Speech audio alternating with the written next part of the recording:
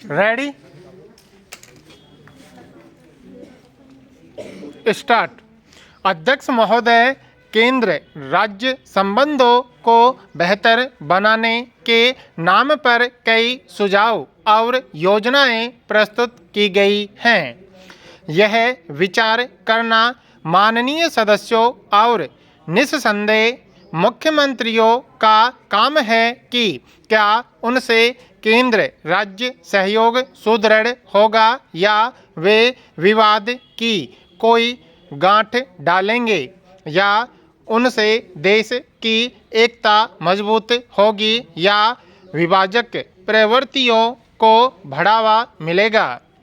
जो भी समस्याएं विद्यमान हैं या भविष्य में हो सकती हैं, उन्हें तर्क वितर्क या टकराव द्वारा नहीं बल्कि उनका संतोषजनक हल खोजने के लिए उन्हें संयुक्त प्रयास से ही सुलझाया जा सकता है।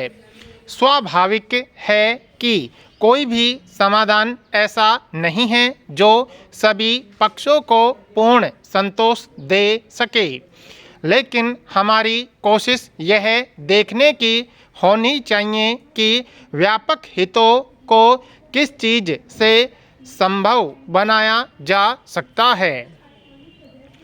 राज्यों के बारे में जब कभी ऐसा कोई प्रश्न उठता है तो लोगों की भावनाएं सरलता से भड़काई जा सकती हैं, विशेष रूप से भाषा और धर्म के नाम पर या सीमा विवाद को लेकर अथवा पृथक राष्ट्र में चमत्कृत करने वाले नारे के साथ। इन सभी प्रश्नों का अधिकांशतः राजनीतिक पक्ष भी है, लेकिन उसका लाभ तभी उठाया जा सकता है जब वास्तव में किसी आर्थिक या अन्य शिकायत का कारण उपस्थित हो। और यहाँ जो अनेक प्रश्न उठाए गए हैं उनमें से अधिकांश मामलों में मुख्य बात है पिछड़े क्षेत्रों की आर्थिक अवस्था या विकास की। इस दिशा में हम प्रयास करते रहे हैं और जहाँ कहीं विकास के मामले में कोई उपेक्षा या देर हुई है, वहाँ स्थिति में सुधार के लिए जो कुछ भी संभव हो सकता है करते रहे हैं। स्वाभाविक तौर पर तेलंगाना का संदर्भ आया है और उसके लिए भी हम कोशिश कर रहे हैं कि सामाजिक आर्थिक परिवर्तन के क्रम में वहाँ के लोगों को आगे बढ़ाया जाए। यह एहसास पाया जाता है कि इस प्रकार की भागीदारी को और मजबूत बनाया जाना चाहिए। हम विभिन्न लोगों के साथ विचार विनिमय करते रहे हैं। मैं सहमत हूँ कि उस क्षेत्र में या अन्य क्षेत्रों में पाए जाने वाले विवादों को तेजी से हल किया जाना चाहिए। कुछ सदस्यों ने समय समय पर भड़क उठने वाले सांप्रदायिक दंगों के बारे में जो तीव्र भावना व्यक्त की, उसे हम समझते हैं और हम स्वयं इसे गहराई से अनुभव करते हैं। राष्ट्रीय एकता परिषद के कार्य पर भी विचार करना था। अध्यक्ष महोदय, जब कुछ वर्ष पूर्व परिषद की बैठक श्रीनगर में हुई तो उस पर उन सांप्रदायिक दंगों की याद मंडरा रही थी जो कुछ ही समय पहले हो चुके थे। इसलिए हमने परिषद के कार्यों के विभिन्न पक्षों की चर्चा की। हमारा प्रयास मुख्यतः संकीर्ण अर्थों में सांप्रदायिकता से यानी सांप्रदायिक हिंसा से निपटने तक सीमित रहा। हम जानते हैं कि समाज में तनाव के कई कारण होते हैं, सांस्कृतिक, आर्थिक और सामाजिक। इन्हें दूर करना होता है। हमें उनको कुरूपता और हिंसा की सीमा तक बढ़ने से रोकना होता है। अल्पसंख्यकों की भलाई की चिंता करते रहना हम सबका विशेष कर्तव्य होना चाहिए।